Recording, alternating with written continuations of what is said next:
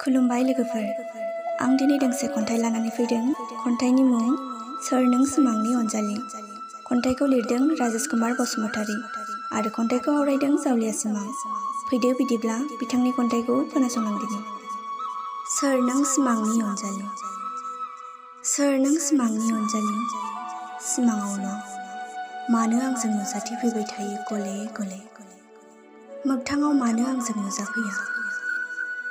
सोर नों सिमांनि अनजालि, आंनि बे जिउआव मानो नों गले गले नुजाथिफैयो।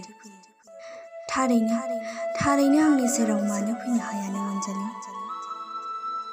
सोर नों सिमांनि अनजालि, आंखौ सानफ्रोमबो नों गोदै रावजों खोनाफा माफा गाबज्रिफैयोल', मानो गेबेङै बुङा नों अनजालि। सोर नों सिमांनि अनजालि, गिहां माहां दगमग नोंनि गोसोनि माबा इसारा होनायाव आंनि थमेन्नाय गोसोआ मानोबा उसाव बादाव जानांदों।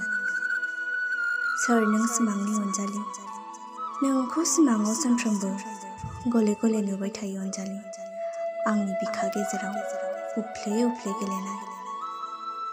सोर नों सिमांनि अनजालि,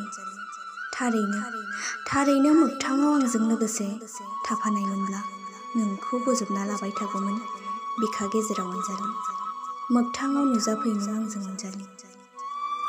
एसेनोसै, गोजोन्थों।